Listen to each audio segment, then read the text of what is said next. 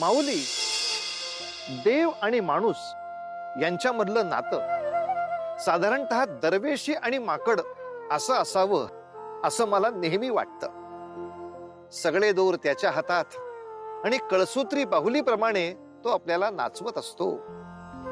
म्हणून तर आपल्याला त्याची कल्पनाही नसते.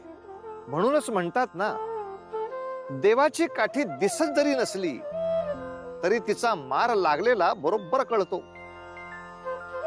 विक्रमादित्य राजाची अवस्था तशीच काहीशी झालीये. बघू शनिदेव त्याला आणखीन कसे नाचवतात ते. बोला, काय हवं आहे? मला मला तो मनुष्य हवा आहे. मी माणसं विकायचा व्यवसाय करीत नाही. मी मोबदला देईन. मीही व्यापारी आहे आणि मी मगापासून बघतोय त्याच्यामुळे तुमचा व्यवसाय किती चांगला चालू आहे. मी त्याला माझ्या दुकानावर बसवेन आणि त्याच्यामुळे माझाही व्यवसाय उत्तम चालेल. काय? त्यास मी बोलवले आहे आणि त्यावर ह्या मधुकर वाण्याचाच हक्क आहे. समजलं? बर, भविष्यात कधी असे वाटले तर अवश्य कळवा. या तुम्ही. असा कसा बदलेल विचार?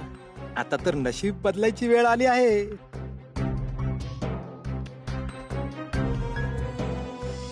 महाशय, आपण खूप दमला असाल ना? आणि हो, भूकही लागली असेल. आपण माझे अतिथी आहात. माझ्या घरी चला आणि विश्रामही तिथेच करा.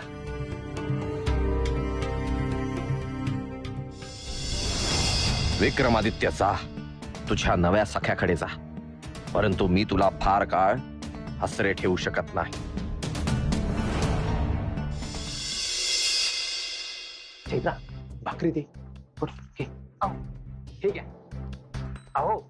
हे, हात पुसा. तुमचे घर यथा तथाच आहे. अर्थात आमच्या प्रासादासमोर कुठलेही घर लहानच दिसते. प्रासाद? हे तू काय बोलतो आहे सकाळपासून? हे काय? कुठे काय? खिडकी आहे. हे नाही, हे भिंत. याची डागडुजी करण्याची आवश्यकता आहे. ते असू दे. तू इथे बैस पाहू. बैस. येथे? मग कुठे? नाही, खरे तर आम्हाला जमिनीवर बसण्याची सवय नाही. परंतु अशा परिस्थितीत काय करणार? तू बस बघू. नसतो. शांतपणे बैस. हा, बैस बैस. हा, बसा. ते मांडीवर ठेवा. ठेवा. बैसला. देऊ आता भोजन? देऊ ना? चैत्रा, दे पाहू. तुम्ही भाकरी करा.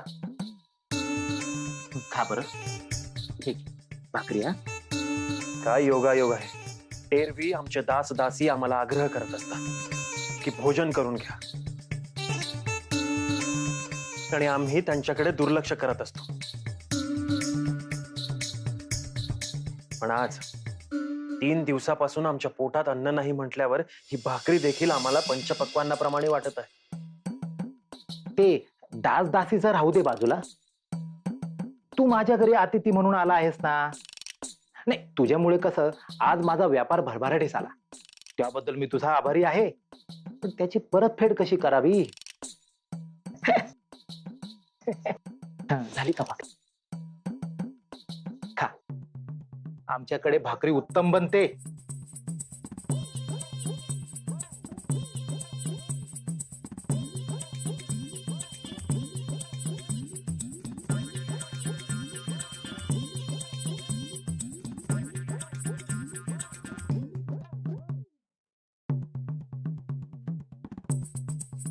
अजून एक भाकरी चालेल आम्हाला? देतो देतो. चैत्रा, भाकरी दे पो.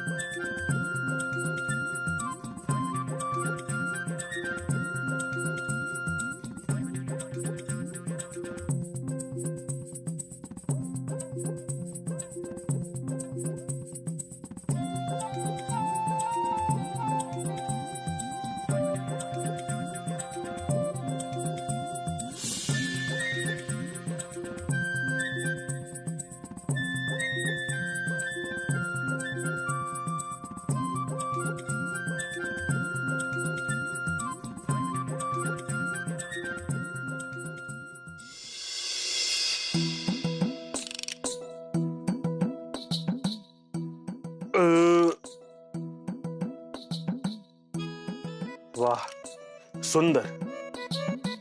आज अंमळ अधिकच भोजन झाले.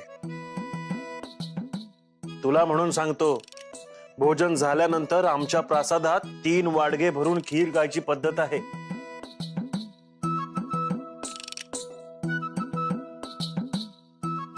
आता हा काय घरातील दूध देखील संपवतो की काय? परंतु ठीक आहे, आम्ही प्रसन्न झालो. आम्ही शब्द देतो, यापुढे भविष्यात तुला कोणत्याही गोष्टींची कमी पडू देणार नाही. एका भुकेने व्याकुळ राजाला प्रसन्न केले आहेस तू.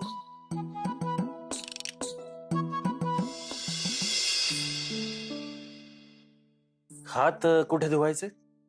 बाहेर.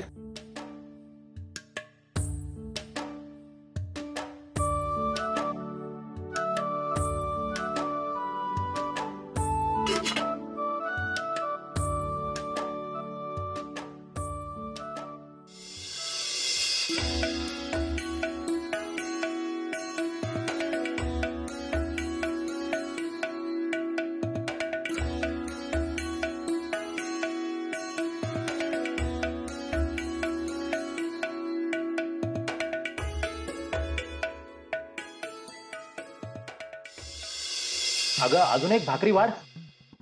मी इथे भाकऱ्या थापून थापून दमली आहे आणि तुम्ही काय खात बसलाय? अगं घरात काही शिल्लक आहे का? निदान ही भाकरी तरी मला खाऊ दे ना. काय हो, कुठल्या शुंभास घरी घेऊन आलाय? अतिथी म्हणून आलाय, राजासारखा जेवतोय. मागच्या जन्मी बकासूर असेल, बकासूर. अगं कालिंदी, हळू बोल. सकाळी काय झालं, तो माझ्या दुकानात आला. मी त्याला दुकानाच्या बाहेरच बसवलं, पण त्याचा पायगुण इतका चांगला होता की न भूतो न भविष्य. अशी गर्दी झाली आपल्या दुकानामध्ये, इतका नफा मी कैक महिने अनुभवला नव्हता. अहो तिथे भरभराट आणि घरात खडखडाट. काय उपयोग? काहीच शिल्लक राहिले नाही का? माझ्यावर विश्वास नसेल तर स्वतः डोळ्यांनी पहा, दाखवते मी तुम्हाला.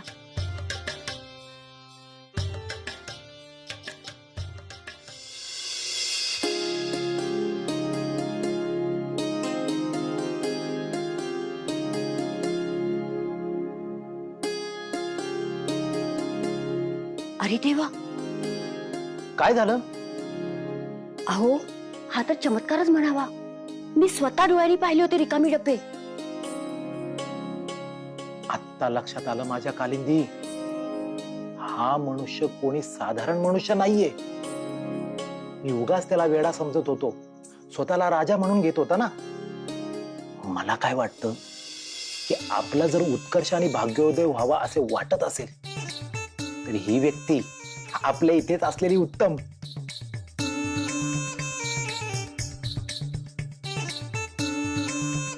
अहो तुम्ही म्हणता त्या पुढे जाऊन मी म्हणते, चैत्राशी ह्याचा विवाह जमवला आणि येथेच घरजबाई म्हणून ठेवला तर आपले सर्वच हेतू यशस्वी होतील नाही का?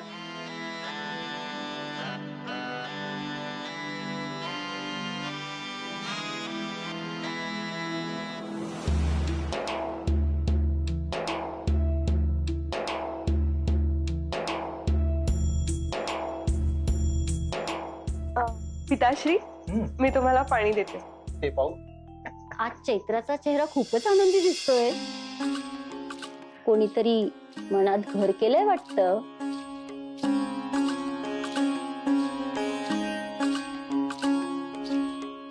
अगं चैत्रा, पाणी तर दे.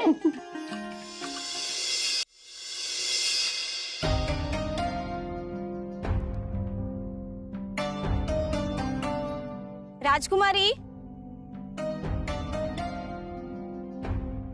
आपण इथे संपूर्ण प्रासाद शोधून काढला पण तुमचा पत्ताच नाही. अखेर माझ्या मनी विचार आला, आपण आपल्या ह्या प्रिय ठिकाणीच असाल. आता कुठलेच ठिकाण प्रिय वाटत नाही मला.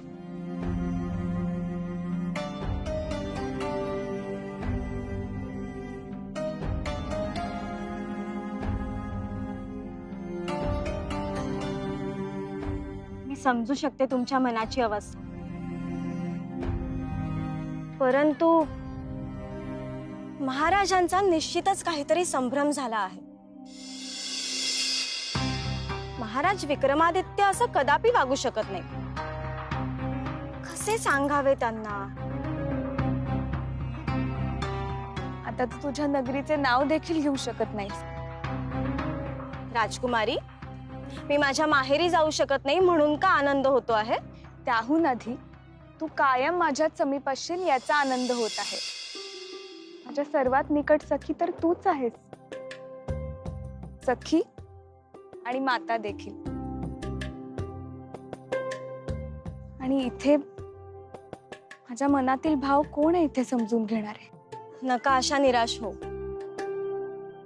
राजकुमारी, तुमचा विवाह तुम्हास पसंत असणाऱ्या राजकुमाराशीच व्हायला हवा. मी माझ्या माहेरी उज्जैन नगरीला जाणारच. तुमच्यासाठी मला शिक्षा भोगावी लागली तरीही चालेल, पण मी जाणार म्हणजे जाणार. अगं ते नाही, मी म्हणते तुला गाण्याचा आवाज ऐकू येतोय. ती मधुर आवाज आहे. कोणाचा आहे आणि कुठून येतोय? तुम बिन मानत नाही जियरा, कौन देश गमन की जो. तू इथे काय करतोयस? आणि ही काय गाणं गायची जागा आहे का? मी किती शोधत होते तुला. आमच्या गायनाच्या साधनेत व्यत्यय आणण्याचा प्रयत्न केलायस तू, तेही एका राजाच्या. काय? कोण आहे इथे राजा? घरी चल. अरे घरी चल. नाही, आता अधिक विलंब आणि विश्राम करता उपयोग नाही. आम्हाला निघावं लागेल. कुठे निघावं लागेल? कुठे म्हणजे आमच्या नगरीला, उज्जैन. त्या नगरीचे नाव उच्चारायचे नाही असं दंडक आहे इथे. आणि कोणी केलाय असा अतर्क्य दंड? अजून कोण? आमचे महाराज चंद्रसेन. का? ते म्हणजे त्या नगरीत गेले होते. त्यांची कन्या राजकुमारी पद्मसेनेचा विवाह तिथल्या महाराजांशी निश्चित करण्याच्या हेतूने. पण ते आमच्या महाराजांना न भेटताच तिथून निघून गेले. किती अवमान आमच्या महाराजांचा. असत्य आहे हे. त्या क्षणी आम्ही न्यायप्रिय असलेली प्रतिमा जगत असताना तू केलेली विधानं घृणास्पद आहेत. आता तुझा न्याय मी करेन. ते तुझ्या कर्मावर आधारलेले आहे. तुझ्या राशीत 7.5 वर्ष वास करताना तू अनुभवशील तुझेच होणारे गर्वहरण. लक्षात ठेव. काय विचार करतो आहेस? हेच की आम्हाला पुन्हा त्या नगरीत कधी जायला मिळेल. चिंता करू नकोस. आमचे घर आता तुझेच आहे असे समज. चल चल. राजकुमारी, राजकुमारी, राजकुमारी थांबा. अहो, कितीही अधीरता म्हणायची राजकुमारी. राधा का? तू मंजूळ मनमोहक स्वर अचानक कसा नाहीसा झाला? मलाही नाही माहित, परंतु आता याची प्रतीक्षा करण्यातही काही अर्थ नाही. चला बरं तुम्ही. राजकुमारी चला चला.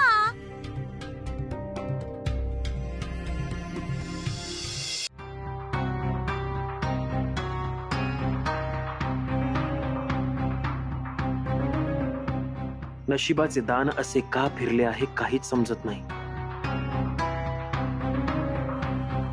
राजमाता किती काळजी करत असतील. काय करावे जेणेकरून उज्जैन नगरीमध्ये परतता येईल?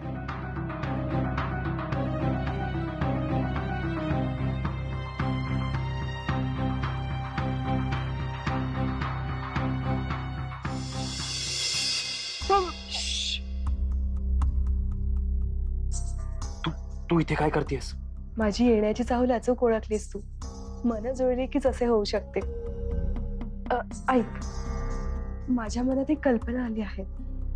तुला तुला उज्जैनला जायचं आहे ना? आपण पळून जाऊ आणि विवाह करूया. विवाह करून तिथे जाऊ, म्हणजे कुणालाच काहीच कळणार नाही. काय बोलतेस तू? अशक्य आहे. हा विचार तुझ्या मनात आला हे देखील विसरून जा. का? असे का बोलतोस? चैत्रा, ए चैत्रा. आई, आई या प्रहरी जागी कशी? मी काय करू? मला लपव. काय करू? सांगा ना, मी काय करू? चैत्रा, मी काय करू? मला लपव, मला लपवा. मला लपवा. अगं पण का? कसे सांगू? मला लपव.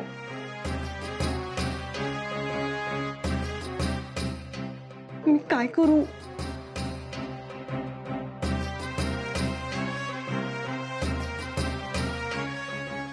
गेली का? हो. आपण भेटू उद्या. मी येते.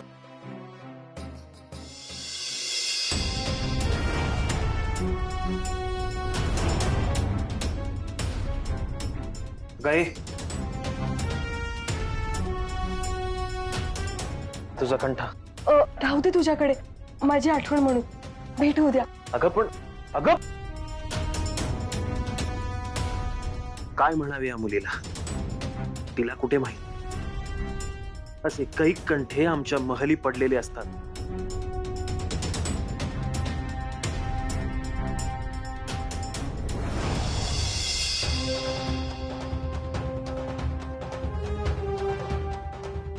राजा विक्रमादित्य, तुझ्या 7.5च्या प्रवासाला प्रारंभ तर आधीच झाला आहे आणि आता त्या प्रवासाला एक वेगळे वळण मिळणार आहे आणि त्याला कारणीभूत ठरणार आहे तुझ्या हाती असलेला हा कंठा. आता हाच कंठा तुझ्या आयुष्यात काय परिवर्तन करतो ते बघच. मंडळी, या शनिदेवाच्या मनात काय आहे याचा थांगच लागत नाही. विक्रमादित्य राजाच्या 7.5 बद्दल बोलत असताना व्यापाऱ्याच्या मनात विक्रमादित्याबद्दल इतकं चांगलं मत तयार केलं की तो त्याला जावई करण्यासाठी उत्सुक झाला. कदाचित ही सुरुवात असावी विक्रमादित्याच्या 7.5च्या अवस्थेची. तरी सर्वांनी त्याला समजावून सांगितलं होतं की शनिदेवांशी वैर नको करू, पण ऐकलं नाही. आता हे सगळे त्याचेच परिणाम आहेत.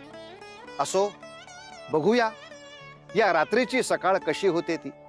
तोवर उतू नका, मातू नका, घेतला वसा टाकू नका.